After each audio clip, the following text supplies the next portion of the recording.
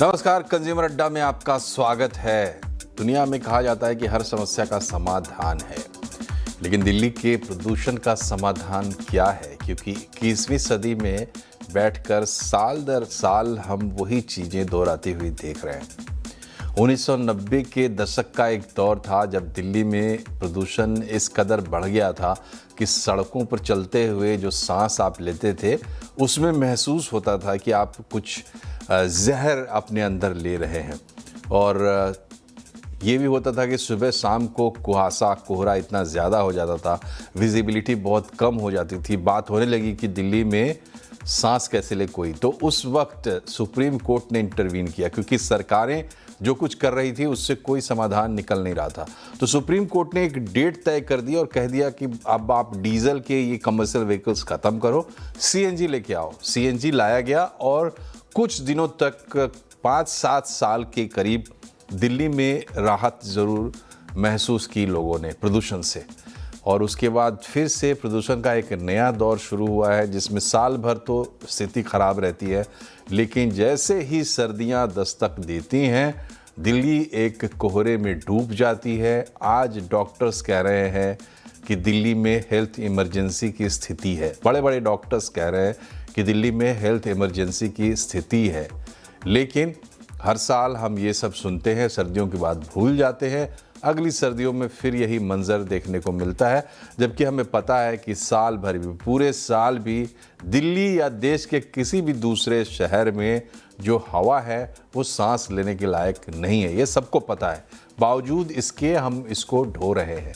आखिर क्यों? इस पर सोचने की ज़रूरत है। बाकी इस हवा से अपने आप को फ़िलहाल बचाने के लिए आपको क्या करना चाहिए, इसके तमाम नुस्खे आपको मिलेंगे यहाँ वहाँ हर माध्यम पर। आज हम इसी पर बात करेंगे कि समस्या आखिर क्या है और इसकी निजात क्या है। इस पर बात करने के लिए हमारे साथ एक एक्सपर्ट पैनल है। पहले आपका परिचय कराते हैं। पर्यावरणविद विमलेंदु झा होंगे हमारे साथ, ओयू ग्रीन के फाउंडर दीपराम गुप्ता और जीडीआई के फाउंडर अंकुर बंसल। तो ये दो लोग जो आप देख रहे हैं, जीडीआई और साथ में ओयू ग्रीन, ये हैं 21वीं सदी के व्यवसाय से जुड़े लोग जो पर्यावरण के इर्द गिर्द टेक्नोलॉजी के साथ स्टार्टअप्स लेके चल रहे हैं। इनसे हम बात करेंगे, लेकिन पहले विमलेंदु जी से बात करते हैं। बार बार इनसे हम बात करते हैं, दिक्कत क्या है? अगर प्रॉब्लम स्टैब्लिश हो जाए विमलेंदु जी, तभी तो सोल्यूशन निकल सकता है। देखिए, ऐसा नहीं है कि हम अज्ञान हैं और हमें पता नहीं है और हमारे सरकारों को पता नहीं है इतने वर्षों में कि वायु प्रदूषण का कारण क्या है। क्योंकि हम कहते हैं कि असल में हम सॉल्यूशन ढूंढना चाहते हैं, लेकिन रियलिटी ये है कि हम सिर्फ सिम्पटम ढूंढते हैं और सिम्पटम को दबाने की कोशिश करते आ रहे हैं।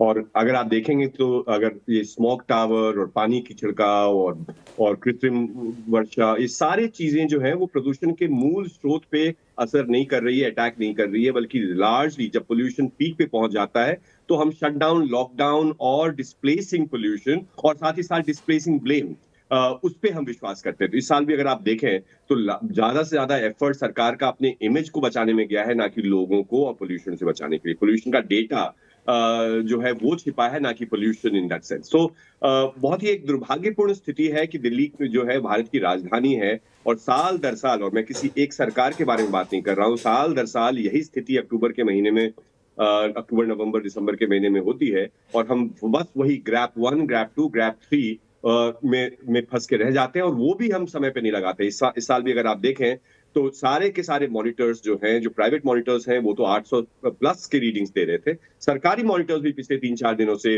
400 प्लस का आंकड़ा दे रहा था, जबकि सरकारी मॉनिटर्स तो बहुत समय बहुत जगहों पे बंद कर दिया जाता है या बहुत जगह पानी का छिड़काव होता है, तो एक्चुअल एवरेज मिल भी नहीं रहा था। फिर भी आज जा करके सरकार ने, सीएक्यूएम ने ग्रैप 3 लगाया है। तो एक विकसित देश की परिभाषा में अगर अगर फुली विकसित लंग नहीं है, क्योंकि हमारे सारे मेडिकल रिपोर्ट्स यही कहते हैं कि हमारे जो बच्चे दिल्ली और एनसीआर में पैदा होते हैं उनका उनका जो लंग ग्रोथ है वो स्टंटेड है। तो हम किस तरह के विकास की परिकल्पना कर रहे हैं, क्योंकि ये बहुत ही एक एवरी थर्ड चाइल्ड, हर तीसरे बच्चे को पल्मोलॉजिकल चैलेंज है, कार्डियोवैस्कुलर चैलेंजेस हैं वृद्धों में। तो एक एक हेल्थ इमरजेंसी की स्थिति है जिसके ऊपर जो प्रोपोर्शनेट एक्शन होना चाहिए वो नहीं हो पा रहा है। हम सिर्फ एक दोषारोपण और लीपापोती, ये 2 चीज़ें हम करते हैं और इससे हम फिर अपना 1 साल काट लेते हैं और 1 साल काटते-काटते हमने कब लगभग कम से कम 10-11 साल तो हमने इस प्रदूषण के ईरा में ऐसे ही बिता दिया है। चलिए ठीक है, लेकिन समझना तो पड़ेगा कि समस्या क्या है और फिर वो समाधान निकलेगा। दीपराम जी, ये बताइए कि आप लोगों की अंडरस्टैंडिंग क्या कहती है?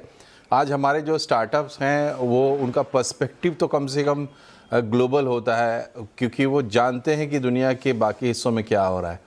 हमें ये पता है कि जो वेस्ट है, डेवलप्ड वर्ल्ड है, वो अपने यहाँ से पॉल्यूटेंट्स और ऐसे सारे काम काज हटा के थर्ड वर्ल्ड में भेजना चाहता है ताकि वो लोग साफ हवा में रह सके और उनका सस्टेनेबल एक डेवलपमेंट हो सके।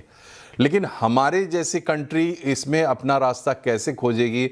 और सबसे ग्लेयरिंग एग्जाम्पल है दिल्ली का, जिसका समाधान हम सही तरीके से नहीं निकाल पा रहे हैं, बाइबल तरीके से। अगर उसमें कोई बिजनेस अपॉर्चुनिटी होती शायद, या है, अगर हम उसे पहचान पाए तो शायद जल्दी समस्या निकलती। आप लोगों के हिसाब से क्या निदान दिखाई देता है? बिल्कुल, thank you so much. I think it's good to be here first of all. और बिलेंदु जी से मैं काफ़ी हद तक अग्री करता हूँ। अक्टूबर महीना आता है एंड आई थिंक हमारे डिस्कशंस अराउंड AQI शुरू हो जाते हैं। we'll have ministers talking about blaming the opposition. We'll have Gen Z podcasters talking about the changes in climate.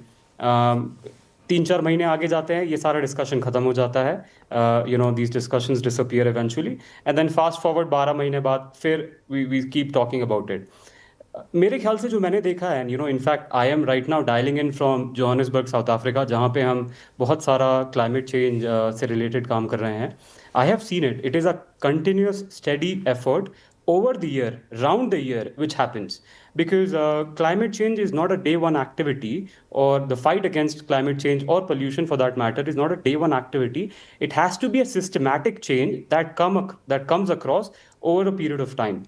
तो उसको लेते हुए I would highly recommend that government finds out opportunities here and fights against the climate change. अब we've got two things, right? As an individual, what can I do? मैं क्या कर सकता हूँ? And as a government, I think what government can do here, in our opinion, and I think जो मैंने देखा है मेरा ग्लोबल नॉर्थ एक्सपीरियंस से, government has a bigger role to play. ये जो समस्याएं हैं, ये this is not just for India, it is for any other emerging economy और even developed economy for that matter. Growth के साथ साथ हम भूल जाते हैं हम पीछे क्या छोड़ रहे हैं। So it becomes a fiduciary duty of the government to start penalising जो पल्यूटर प्ले प्रिंसिपल होता है, जिसमें हम जो पल्यूट करते हैं उस पर हम एक टैक्स देते हैं। In my opinion those systems, those policies would need to come into place jisse eventually we are able to solve this. It does not become just a temporary solution, rather a long term solution that we can build here.